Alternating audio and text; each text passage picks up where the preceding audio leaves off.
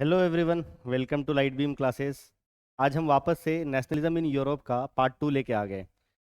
Part 1 में हमने क्या क्या पढ़ा था वो आप यहाँ पे देख सकते हैं, जितना भी इंपॉर्टेंट टॉपिक्स है। अच्छा, पहली बात बता दे रहा हूँ, ये चैप्टर का जो वेटेज है बहुत ज़्यादा है। आप सबको पता ही होगा, चैप्टर थोड़ा डिफिकल्ट भी होता है, ये भी मैं समझ सकता हूँ। इसको पूरा पूरी आसान बनाने का प्रयास किया है मैंने। अगर ये लेक्चर देख लेंगे पूरा, पार्ट 1 और पार्ट 2 दोनों मिला के, मोस्ट प्रोबेबली 40-40 मिनट्स के दोनों वीडियोज़ होंगे। इसको थोड़ा सा स्लो पढ़ाया है मैंने, क्योंकि बहुत सारे बच्चे ऐसे हैं जो थोड़ा सा स्लो पढ़ना पसंद करते हैं, पर जिनको थोड़ा सा स्लो लग रहा होगा वो आप आसानी से स्पीड करके 2x के या 1.5x के स्पीड पे भी पढ़ सकते हैं, कोई दिक्कत नहीं है उसमें। आपको उसमें भी अच्छे से समझ में आ जाएगा, आपका टाइम भी कम कंज्यूम होगा। अच्छा, ये चैप्टर का वेटेज बहुत ज़्यादा है, ये सब पार्ट 1 में मैंने डिस्कस कर लिया था। क्या क्या इंपॉर्टेंट क्वेश्चंस आ सकते हैं वो सारे मैंने इसमें कवर कर दिए हैं। तो मेरा उम्मीद ये है कि अगर ये पूरा दोनों पार्ट अगर आपने अच्छे से कवर कर लिया, तो सारा का सारा जितना भी क्वेश्चन इस चैप्टर से पूछा जा सकता है, छोटे बड़े जितने भी क्वेश्चन पूछे जा सकते हैं, सभी कवर हो जाएंगे। इसमें वो पॉइंट्स मैंने लिखे हैं जिसको आप डायरेक्टली जाके एग्जाम में लिख सकते हैं और एकदम एक भी नंबर नहीं कटेगा उसमें से। ठीक है, तो पार्ट 1 में हमने ये आइडिया ऑफ नेशन स्टेट और फ्रेंच रिवॉल्यूशन और उसके वजह से आइडिया ऑफ द नेशन जो आया था, नेपोलियनिक कोड ऑफ 1804 में क्या क्या पॉइंट्स थे, ये सारा डिस्कस कर लिया हमने। Making of nationalism in Europe, उसके बाद हम बात करते हैं ये जो नेशन स्टेट्स हैं कैसे इमर्ज हुए, इसके बारे में। ऊपर से इंडस्ट्रियलाइजेशन इन यूरोप, उसके वजह से क्या क्या इम्पैक्ट पड़े थे, वो बहुत इंपॉर्टेंट है, वो भी मैंने पढ़ा दिया था। लिबरल नेशनलिज्म या लिबरलिज्म, इससे शॉर्ट नोट्स पूछे जा सकते हैं, इसके बारे में हमने डिस्कस कर लिया है। फिर न्यू कंजर्वेटिज्म आफ्टर 1815, वो याद होगा, जिसमें नेपोलियन हार गया था। उसके बाद फिर एक ड्यूक मैटरनिच ने एक ड्यूक मैटरनिच के टाइम पे ट्रीटी ऑफ वियना, उसके लीडरशिप के अंदर ट्रीटी ऑफ वियना साइन किया गया था, जिसके तहत कंजर्वेटिज्म को लाया गया था। यहाँ तक हमने पूरा पूरा डिस्कस कर लिया था।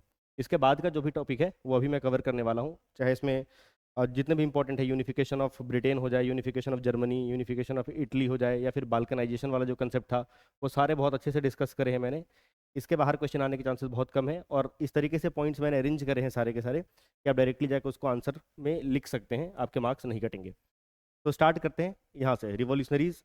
रिवॉल्यूशनरीज के पहले का जो भी पार्ट है, ये समझने के लिए आपको पार्ट 1 देखना पड़ेगा, वो पहले देख लें, उसके बाद ही आके ये वाला लेक्चर को आप अटेंड कीजिएगा। बहुत हेल्प होने वाला है, मैंने बहुत आसान बनाया है इस चैप्टर को, जो कि बहुत सारा फैक्ट से भरा हुआ है, बहुत डिफिकल्ट है, मैं समझ सकता हूँ।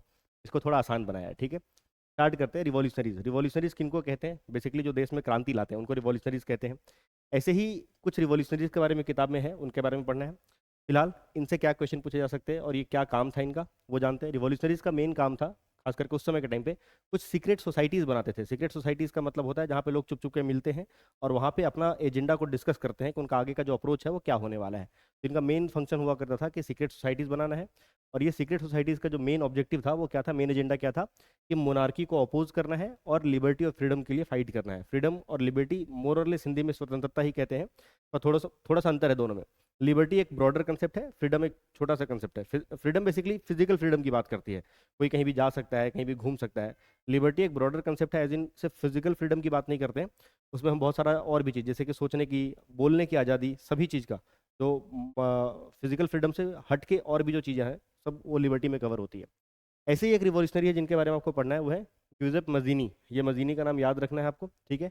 इनका जन्म जेनोवा में हुआ था 1807 में। ये एक सीक्रेट सोसाइटी ज्वाइन किए थे शुरू में, उसका नाम था कार्बोनरी। हालांकि ये सीक्रेट सोसाइटी बाद में छोड़ देते हैं और खुद आगे चल के दो अलग से सीक्रेट सोसाइटी फाउंड करते हैं। उनका नाम याद रखना बहुत जरूरी है। एक का नाम है आपका यंग इटली और एक का नाम है यंग यूरोप। यंग इटली का फॉर्मेशन मर्सेलिस में हुआ था और यंग यूरोप का फॉर्मेशन बर्न में हुआ था, ठीक है। ये दोनों का नाम आपको याद रखना बहुत जरूरी है। इसी आदमी के बारे में, गुइजेप मजीने के बारे में ही, ड्यूक मैटरनिच है ना, जहाँ ट्रीटी ऑफ वियना जिसकी लीडरशिप में साइन हुआ था, उस बंदे ने बोला था कि he is the most dangerous enemy to our social order. मतलब वो जो सोशल ऑर्डर, जो मोनार्कियल सेटअप जो चल रहा था, उसका सबसे बड़ा दुश्मन मजीनी है। तो ये भी ऐसे एमसीक्यू के फॉर्म में पूछ सकते हैं कि किसने बोला था या ये किसके बारे में बोला गया था, ठीक है। तो ये आपको याद रखना है।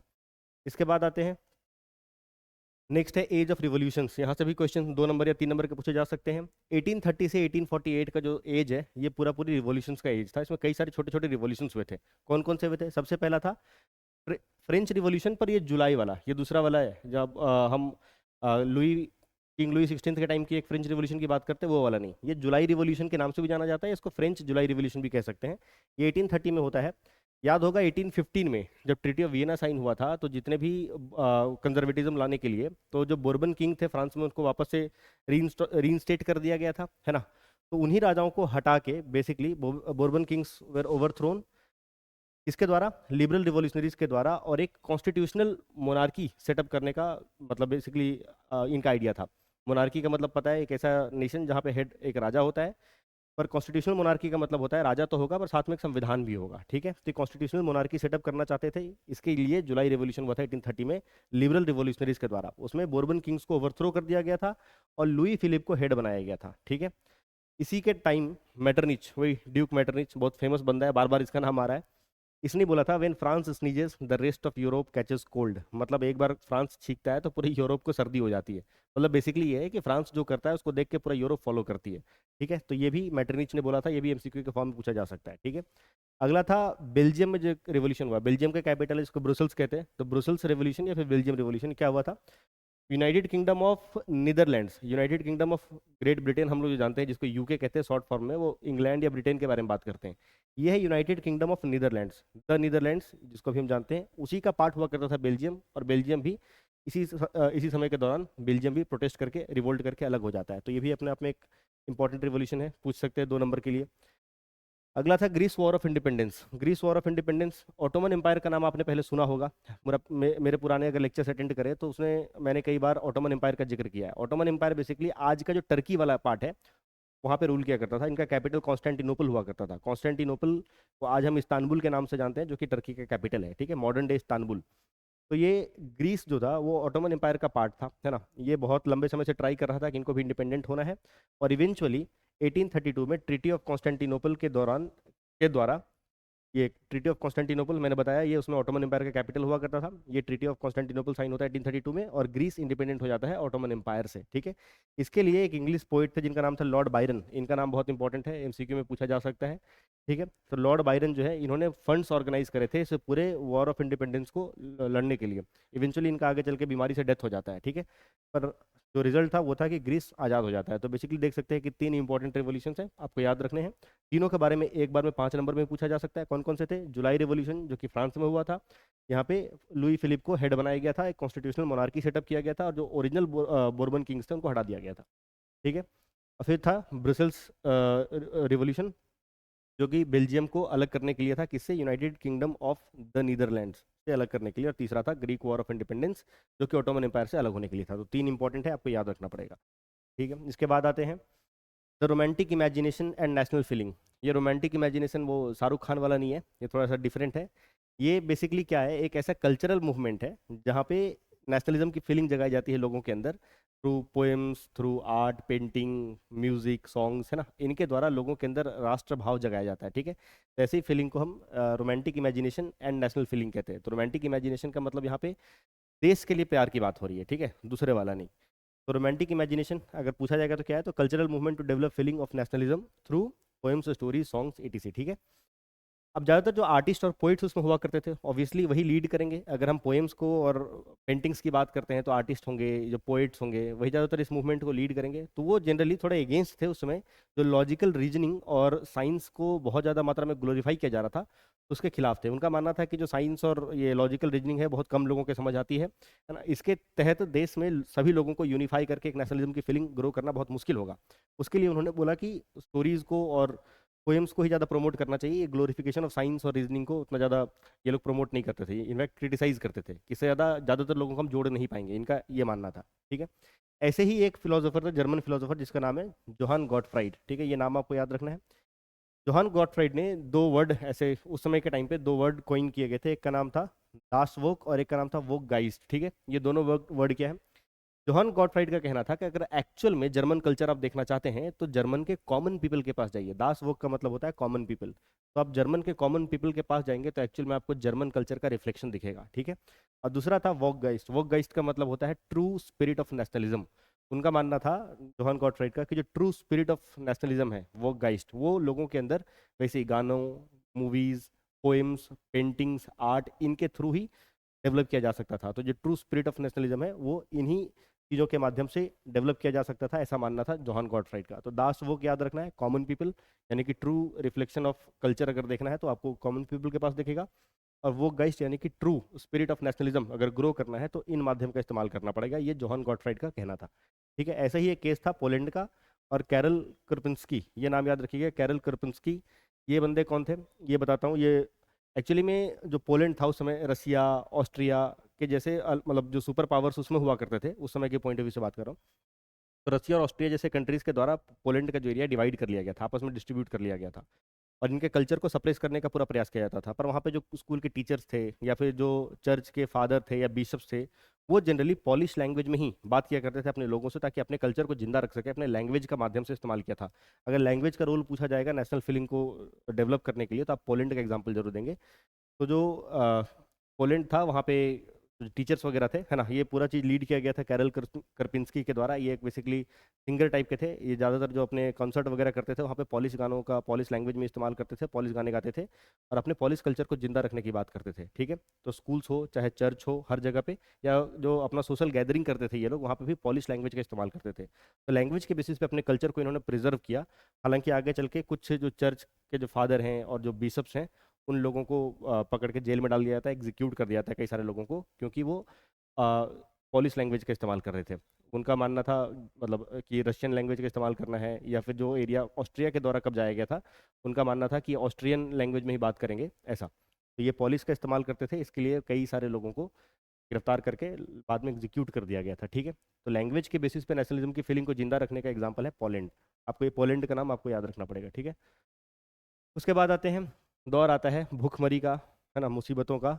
और जब भूखमरी मुसीबत, जब बहुत ज़्यादा उत्पीड़न होता है, तो देश की जनता आंदोलन करती है, रिवोल्ट करती है। तो यहाँ पे देख सकते हैं उसमें क्या हालात थे यूरोप में। इंक्रीज इन पॉपुलेशन, बहुत ज़्यादा मात्रा में आबादी बढ़ रही थी। जब थोड़ा बहुत मेडिकल साइंस वगैरह ग्रो होने लगता है, हालांकि उसमें बहुत ज़्यादा ग्रो नहीं हुआ था, बट फिर भी थोड़ा बहुत दवाई वगैरह इस्तेमाल करने लग गए थे लोग, तो छोटी मोटी बीमारियाँ ठीक ठाक होने लग रही थी। तो यानी कि ज़्यादातर लोग मर नहीं रहे थे, और उसमें जो रेट ऑफ बर्थ है वो भी ज़्यादा हो रहा था।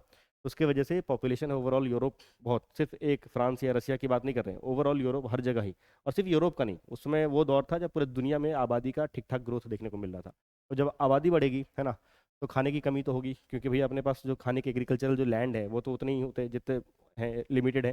तो उतने ही क्रॉप्स में अब ज़्यादा आबादी को सस्टेन करने के लिए थोड़ा सा मुश्किल पड़ता है। तो वैसे केस में जब शॉर्टेज ऑफ फूड होगा, तो फूड का दाम बढ़ेगा, ये भी पता है अपने को। Increase in prices of food, ये तीन कारण हो गए थे। मतलब बेसिकली पॉपुलेशन बढ़ रहा था, उसके वजह से शॉर्टेज ऑफ फूड हुआ, और उसके वजह से जो दाम है फूड्स के बढ़ने लग गए। उसके बाद इसके वजह से ही, अब सिंस आबादी बहुत ज़्यादा होगी, है ना, तो अनएम्प्लॉयमेंट बहुत ज़्यादा होगा। ये भी भारत जैसे कई सारे ऐसे देशों की कहानी है जहाँ पे आबादी बहुत ज़्यादा ग्रो हो रही है ना। तो ये वाइड स्प्रेड अनएम्प्लॉयमेंट भी अपने आप में एक बहुत बड़ा कारण था, जिसकी वजह से लोग परेशान थे।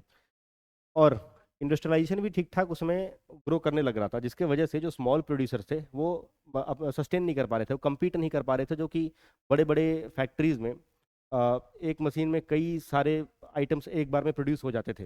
वैसे केस में जो स्मॉल प्रोड्यूसर हैं, जो हाथ से बैठ के काम कर रहे हैं, एक एक दिन में 10 पीस या 15 पीस कोई आइटम को बना पा रहे हैं, वहाँ मशीन में हजारों के पीस में हर एक दिन बनते थे, तो सस्ता होगा, ऑब्वियस सी बात है, मास प्रोडक्शन हो रहा है तो सस्ता होगा। तो वैसे केस में ये लोग को थोड़ा सा दिक्कत फेस करना पड़ रहा था, क्योंकि ये कम्पीट नहीं कर पा रहे थे। यानी कि स्मॉल प्रोड्यूसर्स भी बहुत गुस्से में थे। और ऐसे तो इंडस्ट्रियलाइजेशन हो रहा था, तो कुछ लोगों को जिनके पास प्रॉपर स्किल सेट थे उनको नौकरी मिल रही थी, पर बाकी ज़्यादातर लोगों को नौकरी भी नहीं मिल रही थी, अनएम्प्लॉयमेंट था। और भैया अनाज के दाम तो बढ़ ही रहे थे, तो जिसकी वजह से देश में बहुत ज़्यादा मात्रा में मतलब लोग बहुत परेशान थे। और इसका नतीजा ये होता है कि 1848 में इवेंचुअली पीपल प्रोटेस्ट कर देते हैं, और प्रोटेस्ट करते हैं तो जो लुई फिलिप है, जिसको बाद में रीइंस्टेट किया गया था, लुई फिलिप को छोड़ के भागना पड़ता है फ्रांस, है ना, वो पेरिस छोड़ के भाग जाता है। और इवेंचुअली जो वहाँ की जनता बचती है, वो कहती है कि अब एक जनरल असेंबली बनाएंगे या नेशनल असेंबली बनाएंगे, और ये नेशनल असेंबली का काम होगा जो बेसिकली फ्रांस को एक रिपब्लिक के रूप में रिपब्लिक बनाएगा फ्रांस को। ऊपर से grant suffrage to all, suffrage का मतलब होता है वोटिंग राइट्स, है ना, 21 साल के ऊपर के सभी लोगों को वो वोटिंग राइट्स दे दिए, चाहे वो गरीब हो अमीर हो, सभी को वोटिंग राइट्स मिल गया था। और ऊपर से फिर राइट टू वर्क गारंटीड, यानी कि सभी को काम करने का मौका मिलेगा, ये अधिकार है, मतलब बेसिकली अधिकार दिया गया कि सबको काम करने का मौका मिलेगा, ये दावा किया गया। ठीक है, तो ये 1848 का जो रिवोल्ट हुआ था, ये भी याद रखना है। एक जुलाई में 1830 में हुआ था, जहाँ पे लुई फिलिप को रीइंस्टेट किया गया था, बोर्बन किंग्स को हटा के, अभी पिछले स्लाइड में मैंने बताया, वो याद रखिएगा। और 1848 का जो रिवोल्ट है ये भी याद रखिएगा, ये फ्रांस में हुआ था। क्यों? क्योंकि इन कारणों की वजह से, है ना, भूखमरी वगैरह बढ़ रही थी, अनएम्प्लॉयमेंट था, तो लोग नाराज थे, और उसकी वजह से लुई फिलिप को भागना पड़ा। और जब राजा बचा नहीं, तो जनता ने मिलकर नेशनल असेंबली वहाँ पे बना लिया, और उनका मेन टारगेट क्या था कि फ्रांस को रिपब्लिक बनाना है, साथ में सबको काम करने का अधिकार मिलना चाहिए, ऊपर से सभी को वोटिंग राइट्स दिए जाएंगे। ये तीन चीज़ आपको याद रखना बहुत इंपॉर्टेंट है। इसके बाद आते हैं the revolution of the liberals. अब जैसे ही फ्रांस में, अभी याद होगा मैंने बताया था, मैटरनिच का कहना था कि भैया एक बार अगर फ्रांस छींकता है तो पूरे यूरोप को जुकाम हो जाता है।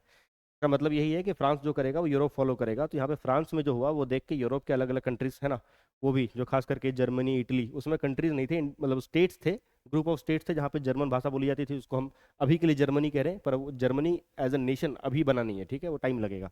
वो हम अगले आने वाले स्लाइड्स में कवर करेंगे यूनिफिकेशन वाले पार्ट में। तो इसे इटली या इटालियन स्पीकिंग स्टेट्स या जर्मन स्पीकिंग स्टेट्स हैं वो भी डिमांड करने लग गए थे कि उनको चाहिए कॉन्स्टिट्यूशनलिज्म और नेशनल यूनिफिकेशन, यानी कि जितने भी सेम भाषा बोलने वाले स्टेट्स हैं उनको यूनिफाई करके कंट्री का निर्माण हो। ठीक है, तो आप समझ सकते हैं यूनिफिकेशन का जो प्रोसेस है वो कहाँ से एक्चुअली में, वो रफ्तार कहाँ से पकड़ रही है, अभी से पकड़ रहा है 1848 के टाइम से, जब लिबरल्स, खास करके ऐसे मूवमेंट वगैरह लिबरल्स ही करते हैं। तो जो लिबरल्स थे, खास करके जो मिडिल क्लास यूरोपियंस थे, उन्होंने बोला कि अपने को कॉन्स्टिट्यूशनलिज्म चाहिए और नेशनल यूनिफिकेशन चाहिए।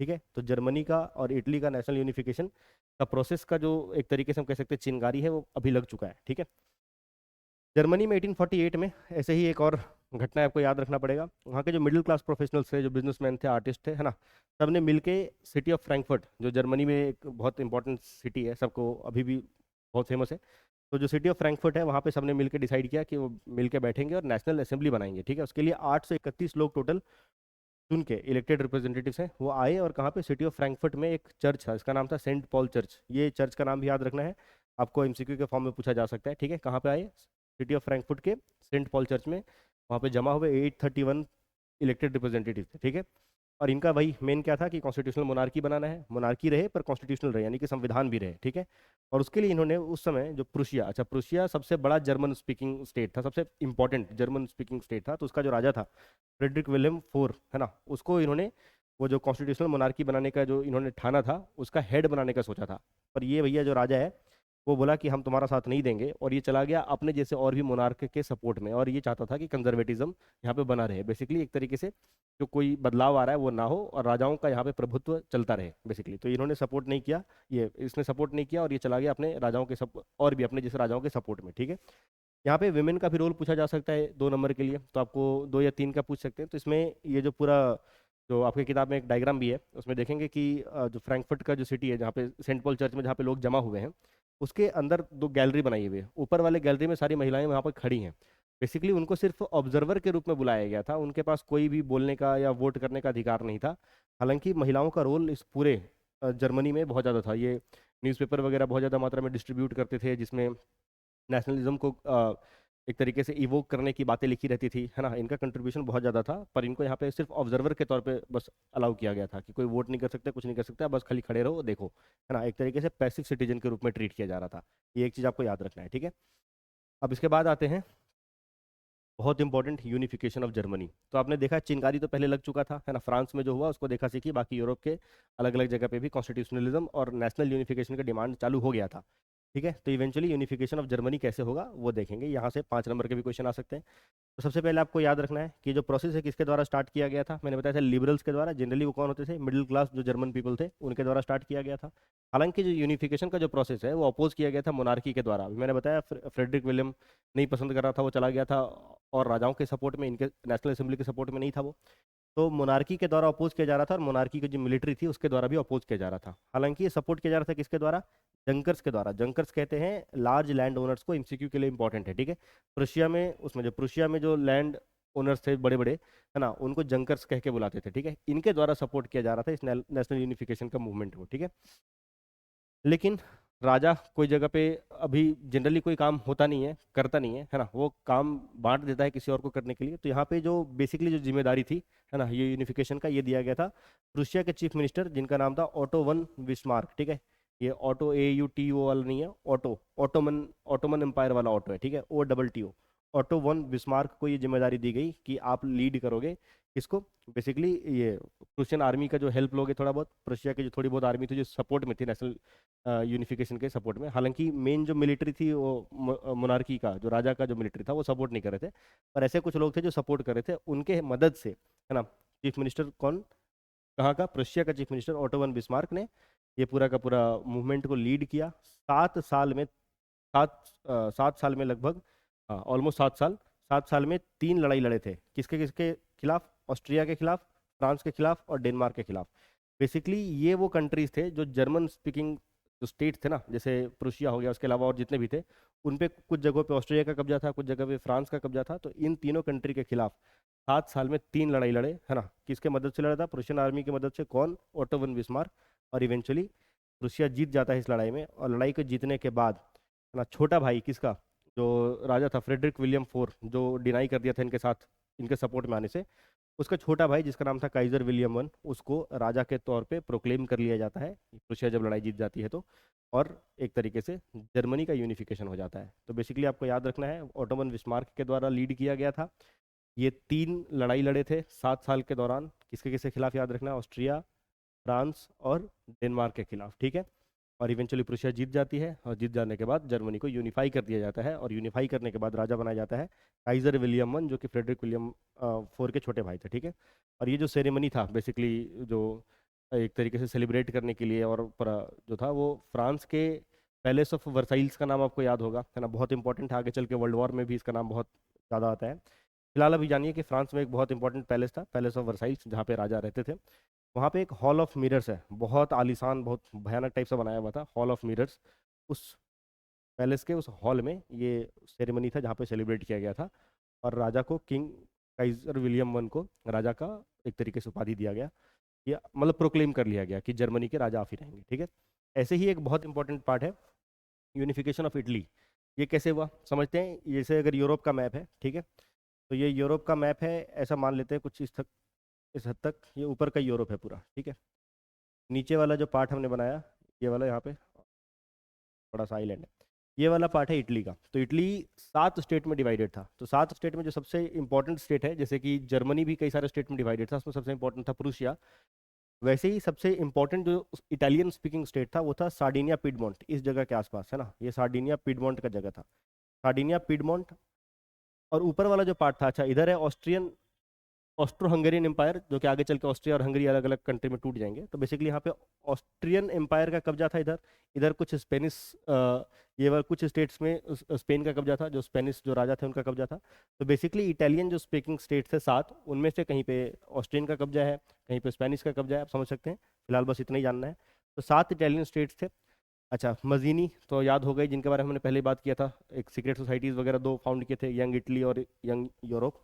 तो इन्होंने पहले से सीक्रेट सोसाइटीज़ वगैरह बना दिए थे। उनका मेन मोटिव क्या था कि बेसिकली मोनार्की को अबॉलिश करना है और सारे इटालियन स्पीकिंग स्टेट्स को यूनिफाई करना है, ठीक है। इवेंचुअली सार्डिनिया पिडमोंट के रूलर, जिनका नाम था विक्टर इमैनुअल टू, ये नाम बहुत इंपॉर्टेंट है, आपको याद रखना पड़ेगा, विक्टर इमैनुअल टू। इसने ही सारा चीज़ का चार्ज लिया, बोला ठीक है यूनिफिकेशन का प्रोसेस स्टार्ट करेंगे। और ये जिम्मेदारी फिर से एक चीफ मिनिस्टर के ऊपर सौंपी गई। क्या नाम था? केवोर। ये नाम बहुत इंपॉर्टेंट है। चीफ मिनिस्टर केवोर को जिम्मेदारी दी, जिसने लीड किया इस पूरे मूवमेंट को। केवोर बहुत शातिर था, दिमाग बहुत ज़्यादा चलता था, है ना, बहुत अच्छा डिप्लोमेट था, ठीक है। और इनफैक्ट ये जितना अच्छा इटालियन बोलता था, उससे कई ज़्यादा अच्छा ये दूसरे लैंग्वेजेस बोलता था, स्पेनिश, फ्रेंच वगैरह, ठीक है। तो इससे इसको थोड़ी सी मदद मिलती है।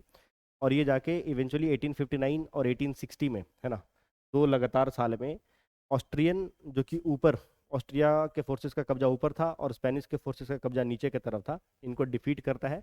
और ये किसका हेल्प लेगा, ये नाम भी बहुत इंपॉर्टेंट है, गुइजेप गैरिबॉल्डी, है ना। गुइजेप गैरिबॉल्डी बेसिकली एक लीडर था जिसके पास ट्रेंड आर्म्ड मिलिशिया या मिलिटेंट्स कह सकते हैं, जिसके पास मिलिटेंट्स का सपोर्ट था। तो गुइजेप गैरिबॉल्डी गैरिबॉल्डी का सपोर्ट लेगा। और केवर इसके सपोर्ट से 1859 और 1860 में, 1859 में ऑस्ट्रियन ट्रूप्स को हराएगा और 1860 में जाके स्पेनिश ट्रूप्स को हटाएगा।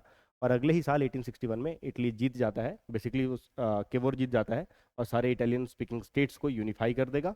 और यूनिफाई करने के बाद विक्टर इमैनुअल टू को, जो ये शुरू में ही सार्डिनिया पिडमोंट का जो राजा था, उसको प्रोक्लेम कर लिया जाएगा रूलर ऑफ इटली के तौर पे। तो ये सारे पॉइंट्स आपको ऐसे याद रखने हैं, ऐसे लिख देंगे तो एक भी नंबर नहीं कटेगा, ठीक है। अब आते हैं, अगला है बहुत important, strange case of Britain. ये क्या है भैया, स्ट्रेंज केस ऑफ ब्रिटेन? समझते हैं पहले तो। ब्रिटेन के साथ समस्या ये है कि हम ब्रिटेन, इंग्लैंड, यूके जैसे कई सारे शब्द का इस्तेमाल करते हैं कंट्री को बताने के लिए, है ना। दोनों में, ये तीनों जो नाम है, इंग्लैंड, ब्रिटेन और यूके, तीनों में अंतर है। समझिए कुछ इस तरीके से है, ये बेसिकली यूनाइटेड किंगडम बनाया है मैंने। हालांकि यूनाइटेड किंगडम के बारे में यहाँ पे आप पढ़ सकते हैं कि एक्चुअली में 18th सेंचुरी के पहले कोई ब्रिटेन बोल के नेशन एग्जिस्ट नहीं करता था, है ना। यहाँ पे अलग एथनिसिटी के लोग रहते थे। कौन कौन से एथनिसिटी के लोग रहते थे? तो इंग्लिश स्पीकिंग लोग रहते थे, स्कॉटिश रहते थे, आयरिश रहते थे, वेल्स रहते थे। ये 4 प्रकार के। ये कैसे डिवाइडेड थे देख सकते हैं। ये ऊपर वाला जो पार्ट है, ये आज के टाइम पे हम इसको स्कॉटलैंड के नाम से जानते हैं। तो यहाँ पे जो लोग रहते थे पहले, उसको स्कॉटिश स्कॉटिश पीपल कहते थे। तो बेसिकली स्कॉटलैंड बोल के इंडिपेंडेंट कंट्री उस समय, सॉरी, ब्रिटेन बोल के इंडिपेंडेंट कंट्री कुछ एग्जिस्ट नहीं करता था। वहाँ पे अलग अलग प्रोविंसेस थे जहाँ पे अलग अलग एथनिसिटी के लोग रहते थे। तो इस प्रोविंस में जो स्कॉटलैंड है, यहाँ पे स्कॉटिश बोलने वाले लोग रहते थे। नीचे की तरफ है जिसको कहते हैं वेल्स, WALES, इसका पूरा नाम वेल्स है। ये वेल्स में यहाँ पे वेल्स रहते थे, WELSH, यहाँ के लोगों को वेल्स कहा जाता है, ठीक है। और बीच में रहते थे इंग्लिश स्पीकिंग लोग जिसको हम इंग्लैंड कहते हैं। तो तीन अलग अलग प्रोविंसेस है, एक स्कॉटलैंड है, एक इंग्लैंड है, और नीचे वेल्स है। और ये वाला था पूरा जिसको आयरलैंड कहते हैं। तो यहाँ पे आयरिश स्पीकिंग लोग रहते थे, ठीक है। तो ये चार एथनिसिटी के लोग रहते थे। तो इंग्लैंड या ब्रिटेन बोल के, उसमें सिर्फ इंग्लैंड बोल के एक कंट्री एग्जिस्ट करता था 18 सेंचुरी से पहले। ब्रिटेन बोल के एग्जिस्ट नहीं करता था। ब्रिटेन कब बनेगा? जब इवेंचुअली ये तीनों, है ना, ध्यान से समझना है आपको, स्कॉटलैंड, वेल्स और इंग्लैंड तीनों मिल जाएंगे तो तीनों मिला के ग्रेट ब्रिटेन कहा जाता है। तो इंग्लैंड, स्कॉटलैंड और वेल्स को मिला के ग्रेट ब्रिटेन कहा जाता है। और इवेंचुअली आयरलैंड का ऊपर वाला जो पार्ट है, इसको नॉर्दर्न आयरलैंड कहते हैं। आगे चल के नॉर्दर्न आयरलैंड भी शामिल हो जाएगा, अभी हम समझेंगे। तो ये नॉर्दर्न आयरलैंड को मिला के, ये नॉर्दर्न आयरलैंड को और ग्रेट ब्रिटेन को मिला के बनता है यूनाइटेड किंगडम। तो इंग्लैंड, ये तीनों को मिला के ग्रेट ब्रिटेन, और इसको मिला के सबको बोलेंगे तो United kingdom of great Britain भी बोलते हैं, सीधा यूनाइटेड किंगडम भी बोलते हैं, ठीक है। तो सबसे पहले क्या स्टार्ट हुआ? एक्ट ऑफ यूनियन 1707 में। इस एक्ट के तहत इंग्लैंड ने स्कॉटलैंड को अपने अंदर शामिल करा लिया, ठीक है। इंग्लैंड ने स्कॉटलैंड को अपने अंदर शामिल करा लिया, और शामिल कराने के बाद बनता है ग्रेट ब्रिटेन, ठीक है। ये नाम याद रखिएगा, या इसको हम United kingdom of great Britain बोल रहे हैं क्योंकि अभी तक यही दोनों हैं, ठीक है। इसी United kingdom of great Britain में बेसिकली अभी के लिए यूनाइटेड किंगडम, हो सकता है कंफ्यूजिंग लगे, इसको छोड़ दीजिए। बस अभी समझिए कि ग्रेट ब्रिटेन बन गया इंग्लैंड से और स्कॉटलैंड को मिला के। इस ग्रेट ब्रिटेन में आगे चल के वेल्स भी शामिल हो जाएगा। तो एक्चुअल ग्रेट ब्रिटेन जो आज का है वो तब बनेगा। और आगे चल के जब आयरलैंड को शामिल कर लेंगे तो ग्रेट ब्रिटेन जो है वो हम यूनाइटेड किंगडम के नाम से जानेंगे, ठीक है। इन सबको मिला के कहेंगे यूनाइटेड किंगडम। तो क्या होगा? 1707 में एक्ट ऑफ यूनियन होगा जिसके तहत स्कॉटलैंड और इंग्लैंड एक हो जाएंगे। अब ये इंग्लैंड सिर्फ इंग्लैंड नहीं रहा, एक तरीके से ग्रेट ब्रिटेन बन गया है। और अभी के लिए किताब में आपको इसको लिखा हुआ है United kingdom of great Britain, पर यूनाइटेड किंगडम एक्चुअल आगे आगे चल के और बड़ा होगा, ठीक है। आयरलैंड वगैरह शामिल होगा। तो फिलहाल के लिए किताब में यूके यानी कि United kingdom of great Britain लिखा हुआ है, क्योंकि तब इतना ही था, बस बता रहा हूँ, ठीक है। लेकिन जब शामिल करवा लिया ये एक्ट ऑफ यूनियन के तहत, उसके बाद जो स्कॉटिश पीपल थे ना, उनके खिलाफ बहुत ज़्यादा मात्रा में यहाँ पे एक तरीके से डिस्क्रिमिनेशन होने लग गया। ये लोग अपना जो एक लैंग्वेज बोलते थे, इसको गेलिक लैंग्वेज बोलते थे, ना, GAELIC, ठीक है। स्पेलिंग इसका थोड़ा सा सही से ध्यान देना है, GAELIC, गेलिक लैंग्वेज बोलते थे। तो वो लैंग्वेज को एक तरीके से सप्रेस किया गया, बोलने से मना किया जाता था, है ना। उसको बहुत एक तरीके से नीचे निगाह से देखते थे इंग्लिश स्पीकिंग जो लोग थे, ठीक है। इनका जो अपना एक कपड़ा हुआ करता था वो कपड़ा पहनने से मना करते थे। एक काइंड ऑफ एक ड्रेस कोड होता है हर एक नेशन का, जो अपना एक काइंड ऑफ एक आइडेंटिटी मेंटेन करने के लिए कपड़ा पहनते हैं, वो भी मना कर दिया गया था, ठीक है। 1998 में, मतलब इसके लगभग समझ सकते हैं 90 साल बाद, ये जो स्कॉटलैंड को शामिल हुआ किया गया, उसके बाद इवेंचुअली आयरलैंड में देखिए दो प्रकार के लोग रहते थे, अभी बता दे रहा हूँ। एक नीचे वाले को कहते हैं कैथोलिक्स, ऊपर वाले को कहते थे प्रोटेस्टेंट्स। क्रिश्चियन, आज जितने भी क्रिश्चियनिटी के जो फॉलोवर्स हैं वो दो अलग अलग विंग्स में डिवाइडेड है, हम ऐसा कह सकते हैं। एक को कहते हैं कैथोलिक्स, जो कि ओरिजिनल जो चर्च को मानते थे। और आगे चल के एक मैंने पिछले एक चैप्टर में बताया था, आपको ध्यान होगा, नाम था, क्या नाम था मैं भूल गया उनका, चलिए अभी नाम नहीं याद आ रहा, मैं बताता हूँ। उनके जो फॉलोवर्स थे इवेंचुअली, उनके जो फॉलोवर्स थे वही प्रोटेस्टेंट कहलाए, ठीक है, कैथोलिक्स। और वो जो बंदे थे, एक सेकंड मैं उनका नाम चेक कर ही लेता हूँ, ठीक है।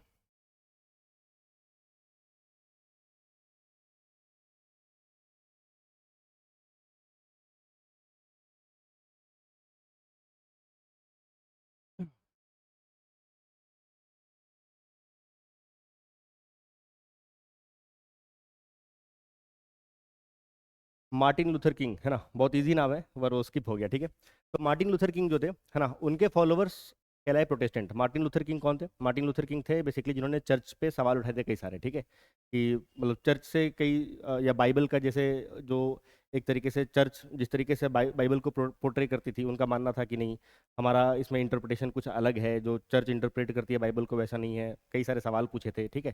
प्रिंट कल्चर में आपको ये पढ़ना पड़ेगा, 95 थीसिस बोल के उन्होंने एक थीसिस भी दिया था जहाँ पे चर्च से कई सारे सवाल पूछे थे। तो एक तरीके से उन्होंने चर्च के खिलाफ प्रोटेस्ट किया था और उनके फॉलोवर्स को ही प्रोटेस्टेंट कहते हैं। तो मार्टिन लूथर किंग हो गए। मार्टिन लूथर किंग के जो फॉलोवर्स हैं उनको प्रोटेस्टेंट कहते हैं, और जो कैथलिक्स हैं जो ओरिजिनल चर्च के जो फॉलोवर्स थे, ठीक है। तो यहाँ पे नीचे के पार्ट में कैथोलिक्स रहते थे, ऊपर वाले पार्ट में प्रोटेस्टेंट रहते थे। तो यूके ने क्या, मतलब बेसिकली इंग्लैंड ने क्या देखा, देखा कि ये अच्छा मौका है, तो ये प्रोटेस्टेंट को और कैथोलिक्स के खिलाफ लड़वा दिया एक तरीके से, और प्रोटेस्टेंट को सपोर्ट किया। ठीक है। और प्रोटेस्टेंट को सपोर्ट करके इवेंचुअली लास्ट में आके शामिल करवा ही लेते हैं, जोर जबरदस्ती से ही, क्योंकि इसमें से कुछ ऐसे लोग थे जो शामिल नहीं होना चाह रहे थे ना, खास करके कैथोलिक्स में से एक थे जिनका नाम था वुल्फ टोन, ये नाम याद रखिएगा। वुल्फ टोन के द्वारा एक रिवोल्ट भी किया जाता है ना, पर वो फेल हो जाता है। इवेंचुअली फेल होने के बाद ये वाला जो एरिया था, खास करके नॉर्दर्न आयरलैंड, इसको अब रिपब्लिक ऑफ आयरलैंड के तौर पे हम देख, ये इसको हम रिपब्लिक ऑफ आयरलैंड के तौर पे देखते हैं। साउथ आयरलैंड को साउथ आयरलैंड नहीं कहते, रिपब्लिक ऑफ आयरलैंड, और इसको हम नॉर्दर्न आयरलैंड कहते हैं। ठीक है, ये रिपब्लिक नहीं, क्योंकि बेसिकली ये वहाँ पे आपको पता ही है कि ब्रिटेन में मोनार्की सिस्टम चलता है, तो उसका हिस्सा बन गया, इसलिए इसको रिपब्लिक नहीं कहते, इसको रिपब्लिक ऑफ आयरलैंड कहते हैं, और ये नॉर्मल है। ठीक है, नॉर्दर्न आयरलैंड। तो नॉर्दर्न आयरलैंड को शामिल कर लिया गया 1801 में, और उसके बाद एक तरीके से कंप्लीट यूनाइटेड किंगडम बना, जिसको हम लोग जानते हैं। ठीक है, तो Scotland plus England plus Wales plus Northern Ireland. ठीक है। हालांकि आगे चल के ब्रिटिश फ्लैग भी चुना जाएगा, जिसको हम कहते हैं यूनियन जैक। ठीक है, यूनियन जैक ब्रिटिश फ्लैग था। उसके बाद जो नेशनल एंथम था ये पूरे यूनाइटेड किंगडम का, वो भी याद, नाम आपको याद रखना है, God save our noble king, है ना। हमें ये भी अपने आप में अजीब विडंबना है, God save our noble king. यहाँ पे कंट्री को बचाने की बात नहीं कर रहे हैं, मतलब भगवान हमारे राजा को बचाना। हाँ भैया, ठीक है, ये भी बढ़िया है। एनीवे, आपको याद रखना है ब्रिटिश फ्लैग था जिसको यूनियन जैक कहते हैं। वैसे ही नेशनल एंथम भी चुना गया, जिसको God save our noble king के नाम से है। ठीक है, तो ये आपको याद रखना है। तो स्ट्रेंज केस ऑफ ब्रिटेन क्या था, मतलब वही है कि एक्चुअल में ब्रिटेन बोल के कुछ एग्जिस्ट करता ही नहीं था, इसलिए इसको स्ट्रेंज केस ऑफ ब्रिटेन कहते हैं।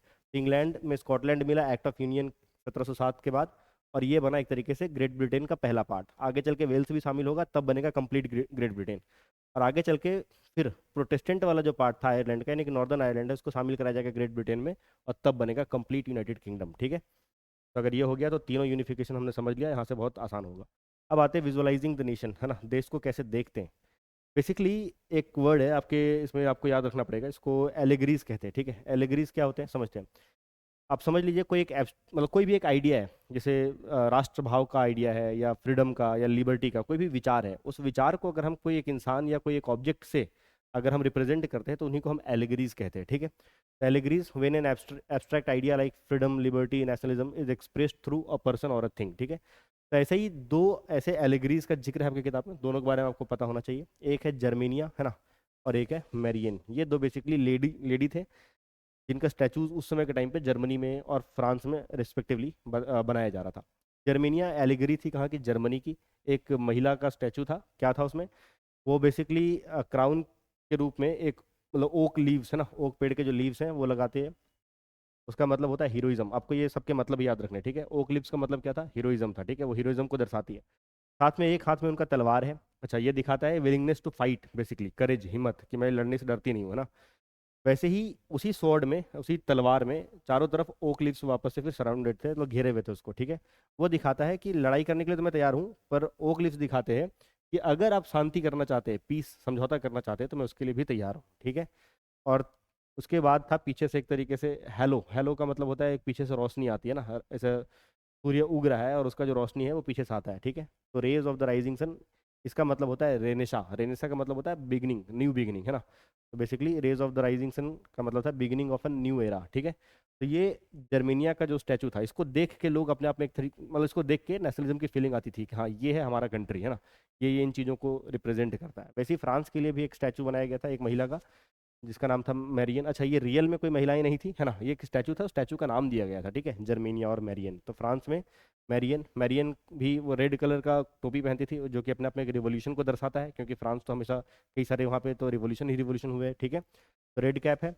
ट्राई कलर, क्योंकि 3 स्टेट्स हुआ करते थे, है ना, वही आगे चल के झंडा भी बनेगा फ्रांस का। तो बेसिकली ट्राई कलर था जो कपड़ा में पहनते थे। और थर्ड था वो स्टैचू का जो कपड़ा है उसके ऊपर यहाँ पे कॉकेड, कॉकेड बेसिकली एक छोटा सा मतलब ऑर्नामेंट टाइप का होता है, क्लिप वगैरह टाइप का होता है जो लगाते हैं, है ना। ये 3 चीज़ें आपको याद रखना है कि क्या क्या उनके डिस्टिंक्ट फीचर्स थे। तो जर्मेनिया का क्राउन ओक का था, क्या दिखाता है, एक हाथ में स्वॉर्ड था, स्वॉर्ड के चारों बगल ओक लीव्स लपेटे हुए थे। ठीक है, ऊपर से पीछे से राइजिंग सन का जो रेज आ रहा था वो था। और मैरियन के ये 3 चीज़ आपको फीचर्स याद रखना है कि लाल रंग की टोपी पहनती थी, रिवॉल्यूशन दर्शाता है, ट्राई कलर वहाँ के 3 स्टेट्स जो कि आगे चल के नेशनल फ्लैग में भी देखने को मिलता है, और कोकेड बेसिकली एक ज्वेलरी टाइप का यहाँ पे था, जो कि ऐसे क्लिपिंग के तौर पे लगाते थे, वो स्टैचू में लगा रहता था। ठीक है, अब आते हैं लास्ट पार्ट वीडियो का, जो है नेशनलिज्म एंड इंपेरियलिज्म। नेशनलिज्म का मतलब तो समझ गए, राष्ट्रभाव की जो भावना है उसको नेशनलिज्म कहते हैं। इंपेरियलिज्म का मतलब होता है बेसिकली, मतलब अ, मतलब एक तरीके से सुपेरियरिटी, सबसे ज़्यादा पावरफुल। बेसिकली इंपेरियलिज्म का मतलब होता है, अगर आज के तौर पे हम देखें तो आज जैसे रशिया और चाइना भी कह सकते हैं, और अमेरिका तो हमेशा से इंपेरियलिज्म की लड़ाई लड़ रहे हैं। मतलब सबसे ज़्यादा मात्रा में ताकतवर कौन होगा पूरा दुनिया भर में, है ना। तो इंपेरियलिज्म की लड़ाई एक तरीके से उसमें यूरोप में छिड़ चुकी थी, और यहीं से जन्म होता है द बाल्कन कॉन्फ्लिक्ट का। ठीक है, बाल्कन कॉन्फ्लिक्ट क्या था समझिए, ये वाला तो है इटली, और यहाँ पे है बाल्कन माउंटेन्स, ये है यूरोप का ईस्ट वाला पार्ट। ठीक है, ये यूरोप का जो ईस्ट वाला पार्ट है, यहाँ पे है बाल्कन माउंटेन्स। ये बाल्कन माउंटेन्स जो है, बाल्कन माउंटेन्स के अगल बगल के जो स्टेट है उनको हम कहते हैं बाल्कन कंट्रीज या बाल्कन स्टेट्स कहते थे। ठीक है, तो बाल्कन माउंटेन्स के अगल बगल कुछ कंट्रीज का नाम है, जैसे सर्बिया एंड मोंटेनेग्रो हो गया, ठीक है, ग्रीस हो गया, वैसे ही बोस्निया एंड हर्जेगोविना हो गया, ठीक है, वैसे ही और भी बहुत सारे कंट्री थे, मैसेडोनिया हो गया। ठीक है, तो मेन मेन जो कंट्रीज थे उनका खाली सर्बिया एंड मोंटेनेग्रो का नाम याद रखिएगा, बोस्निया हर्जेगोविना, ठीक है, ये नाम लिख दे रहा हूँ मैं, बोस्निया, एक ही नाम है। ठीक है, ऐसे सुन के लग रहा होगा कि दो अलग अलग कंट्री हैं, पर एक्चुअली में एक ही नाम है, बोस्निया हर्जेगोविना। एक था सर्बिया एंड मोंटेनेग्रो। ठीक है, ये सारे बाल्कन कंट्रीज कहलाते थे। ग्रीस था, मैसेडोनिया था। ये क्या है, बाल्कन कंट्रीज का लफड़ा क्या था एक्चुअली में, ये पूरा का पूरा एरिया, अभी ध्यान होगा, पूरा का पूरा जो एरिया था एक्चुअली में ऑटोमन एम्पायर के कब्जे में था। ठीक है, ग्रीस के साथ साथ थोड़ा सा यूरोप का जो टर्की वाला पार्ट था वो भी, ठीक है, ये एशिया का टर्की वाला पार्ट था वो भी। तो ये नीचे एशिया स्टार्ट हो जाता है, इसके ऊपर पूरा यूरोप है, यहाँ से ऊपर यूरोप है, ये नीचे एशिया है। तो ये ऑटोमन एम्पायर के ज़्यादातर जो बाल्कन कंट्रीज थे वो हमेशा लंबे टाइम तक ऑटोमन एम्पायर का पार्ट रहे, हिस्सा रहे, और ये लंबे टाइम तक वो आज़ादी की लड़ाई लड़ते रहे। एक तो ग्रीस वॉर ऑफ इंडिपेंडेंस हमने देखा किस तरीके से हुआ था, ठीक है, तो वैसे ही ये भी हमेशा आज़ादी की लड़ाई लड़ते रहे। और इवेंचुअली जब ऑटोमन एम्पायर का पावर डिक्लाइन हुआ तो ये अलग होने लग गए, और ये उन दिनों को याद करने लग गए जब हम कि कैसे हमारा अपना एक नेशनल आइडेंटिटी हुआ करता था, जब हम ऑटोमन एम्पायर के अंदर शामिल हुए उसके पहले। तो उसी चीज़ को वापस से रेप्लिकेट करने के लिए कि वैसे ही दोबारा वापस से बनना है, उसके लिए इनके अंदर वो नेशनलिज्म वाली फीलिंग ग्रो होने लग गई थी। ठीक है, अच्छा, ये जो बाल्कन स्टेट्स हैं इनको पाउडर केग ऑफ यूरोप भी कहा जाता है। पाउडर केग, केग का मतलब होता है बेसिकली एक, समझ लीजिए, बैरल है, बैरल जिसमें शराब वगैरह रखते हैं ना, ऐसे लकड़ी का बैरल होता है बहुत बड़ा सा, उसमें कई सारे बैरल्स को अगर लगातार एक के बाद एक कनेक्ट कर दे रस्सी वगैरह से, और उन बैरल्स के अंदर यूरेनियम वगैरह जैसा कोई एक्सप्लोजिव डाल दे और एक को जला दे, तो पटाखे की लड़ी जैसे दिवाली में जलते जलते ना, वैसे दड़ाम दड़ाम दड़ाम करके सभी ब्लास्ट हो जाएंगे। ठीक है, तो इसको पाउडर केग ऑफ यूरोप कहा जाता था इसको। इसके पीछे रीजन ये था कि एक मान लेते हैं जैसे सर्बिया एंड मोंटेनेग्रो आगे चल के डिवाइड हो जाएंगे, सर्बिया अलग हो जाएगा, मोंटेनेग्रो अलग हो जाएगा, बोस्निया अलग हो जाएगा, हर्जेगोविना अलग हो जाएगा। मतलब बेसिकली जो पेरेंट कंट्री था उससे एक छोटा सा प्रोविंस जो अपने पेरेंट कंट्री से सेटिस्फाइड नहीं था वो उससे अलग हो जाना चाहता था। तो एक अगर ऐसा इंडिपेंडेंट होता था तो उसको देखा सीखी बाकी भी अलग अलग जो कंट्रीज हैं वो इंडिपेंडेंट होने लगते थे अपने पेरेंट कंट्री से, है ना। सर्बिया से मोंटेनेग्रो अलग हो गया, बोस्निया हर्जेगोविना अलग हो गया, चेकोस्लोवाकिया कंट्री था जिससे चेक रिपब्लिक अलग हो गया, स्लोवाकिया अलग हो गया। तो अपनी नेशनल आइडेंटिटी को प्रिजर्व करने के लिए वो सबको इंडिपेंडेंट होने लग गए थे। तो पहला तो इंटरनल कॉन्फ्लिक्ट था, इसी को बाल्कन कॉन्फ्लिक्ट कहते हैं। इंटरनल कॉन्फ्लिक्ट था क्योंकि आपस में लड़ रहे थे, पेरेंट कंट्री के साथ लड़ रहे थे और इंडिपेंडेंट होना चाहते थे। ठीक है, अपना टेरिटोरियल एक्सपेंस बढ़ाना चाहते थे, सभी चाहते थे कि हमारे टेरिटरी में, मतलब हमारे एरिया में, और मतलब हमारे कंट्री का जो बाउंड्री है वो और एरिया तक फैल जाए और ज़्यादा बड़ा हो जाए हमारा कंट्री। ठीक है, हर एक कंट्री यही चाहता था। तो एक तरीके से इंटरनल कॉन्फ्लिक्ट था जहाँ पे आपस में लड़ रहे थे। वहीं पे कुछ सुपर पावर थे, इधर से रशिया आ गया, है ना, या जो भी ऑस्ट्रिया था, कुछ अलग ऐसे सुपर पावर थे जो चाहते थे कि ये अच्छा मौका है, जब आपस में लड़ रहे हैं तो इनके जो रिसोर्सेज इनके पास उस पर कब्जा करने के लिए ऊपर से वो इन पे एक तरीके से पकड़ बनाना चाहते थे। तो एक तरीके से यहाँ पे एक्सटर्नल कॉन्फ्लिक्ट भी देखने मिलता है। तो बाल्कनाइजेशन में, ये सॉरी, बाल्कन कॉन्फ्लिक्ट है, इसमें दो कॉन्फ्लिक्ट है, एक इंटरनल कॉन्फ्लिक्ट है, एक एक्सटर्नल कॉन्फ्लिक्ट है। इंटरनल कॉन्फ्लिक्ट है जब बाल्कन स्टेट्स आपस में लड़ते थे, है ना, टेरिटोरियल एक्सपेंस अपने बढ़ाने के लिए। और सेकेंड है जब एक्सटर्नल कॉन्फ्लिक्ट था, जब रशिया और ऑस्ट्रिया जैसे सुपर पावर्स है जो इन पे कब्जा करना चाहते थे इनके रिसोर्सेज के लिए। ठीक है, तो हालांकि जो एक नेशन स्टेट का जो आइडिया था यूरोप में, है ना, वो यहाँ पे देखने को थोड़ा सा नहीं मिलेगा, कम मिलेगा। अगर पूछा जाए तो बताना है कि नहीं, क्योंकि इनकी अपनी जो एक तरीके से जो छोटे छोटे स्केल पे जो हर एक कंट्री का जो छोटा बहुत भी अगर कुछ कल्चर है ना, तो उसको प्रिजर्व करने के लिए बाकी कल्चर्स को वो एक तरीके से सप्रेस करने को तैयार थे कि छोड़ो, इनके कल्चर का पार्ट नहीं रहेंगे, हम अपना खाली एक टाइप के जो एथनिसिटी के लोग हैं बस मिलके एक देश बनाएंगे। वहाँ पे सिर्फ ऐसा ही हिसाब किताब था। अच्छा, यहाँ पे एमसीक्यू में पूछा जा सकता है कि यहाँ के लोगों को क्या कहते थे। यहाँ के लोगों को स्लैव्स कहते थे। ठीक है, बहुत सारे लोग उसको स्लेव्स लिख के आते हैं, स्लेव्स नहीं है, स्लैव्स है, स्लैविक, SLAVIC, स्लैविक लोग कहते हैं या स्लैव्स कहते हैं। ठीक है, यहाँ पे दो कॉन्फ्लिक्ट थे, बस इतना ही याद रखना है, बहुत कॉम्प्लिकेट नहीं करना, कि इंटरनल कॉन्फ्लिक्ट था जहाँ पे बाल्कन स्टेट्स लंबे टाइम से ऑटोमन एम्पायर का पार्ट हुआ करते थे, वो इंडिपेंडेंट होना चाहते थे, और इंडिपेंडेंट जब ऑटोमन एम्पायर का पावर डिक्लाइन हुआ तो इंडिपेंडेंट होने लग गए, और इंडिपेंडेंट होने के बाद आपस में लड़ते थे अपना टेरिटोरियल एक्सपेंशन करने के लिए, अपना टेरिटोरियल एक्सपेंस बढ़ाने के लिए, ठीक है। और सेकंड था एक एक्सटर्नल कॉन्फ्लिक्ट था, जहाँ पे जब ये आपस में लड़ रहे थे तो रशिया जैसे सुपर पावर्स का ध्यान इन पे था कि इन पे पकड़ बनाया जा सकता है ताकि इनके रिसोर्सेज को एक्सप्लॉइट किया जा सके, ठीक है। तो ये था नेशनलिज्म एंड इम्पेरियलिज्म, यानी कि कैसे करके एक दूसरे से, मतलब एक कंट्री दूसरे से ज़्यादा ताकतवर बन सकता है, ठीक है। ये पूरी कहानी थी, ये पूरा कवर कर दिया मैंने नेशनलिज्म इन यूरोप का, बहुत इंपॉर्टेंट टॉपिक है, ठीक है। और इसके अलावा नेशनलिज्म इन इंडिया और जितने भी इंपॉर्टेंट टॉपिक्स हैं जो आपके सीबीएसई में अभी बोर्ड में आने वाले हैं, और उससे क्या क्या क्वेश्चन आ सकते हैं, कैसे आंसर लिखना है, सब कवर करा दिया आपके वन शॉट रिवीजन के लिए। बहुत अच्छा जगह होगा जहाँ पे सारे के सारे चैप्टर्स के आपको रिवीजन एक तरीके से देखने मिल जाएंगे। वीडियो का थोड़ी लंबी होगी, और क्योंकि मैंने धीरे बोला है तो आप आसानी से इसको 1.5x के स्पीड पे लेकर के सुन सकते हैं। तो बेस्ट ऑफ लक एग्जाम के लिए, उम्मीद है बहुत अच्छे नंबर आएंगे आपके, अगर फॉलो करेंगे तो मतलब उससे ज़रूर कुछ हेल्प मिल जाएगा, और अच्छे से तैयारी करते रहिए। Best of luck.